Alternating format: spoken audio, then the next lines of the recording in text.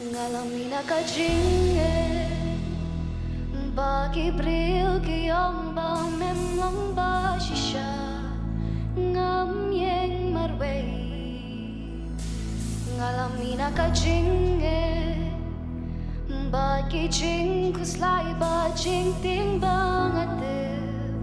Kim don kamban bat yang Kunong yada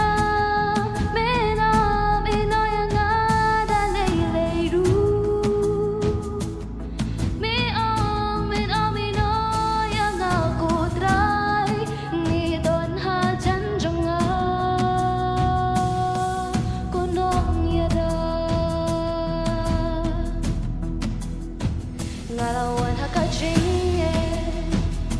hakajing shisha ba mi long gublay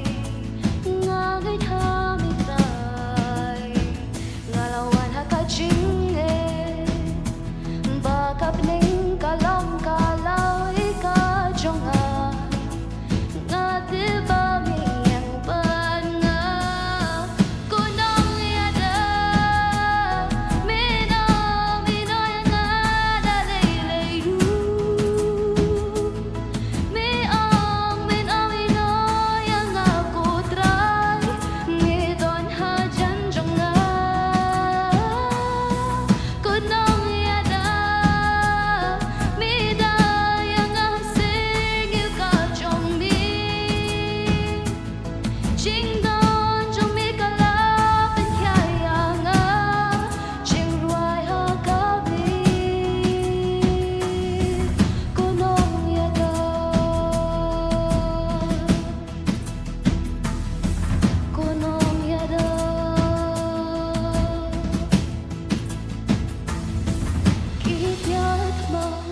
Jing cause like him la ban ple pe sha ki jing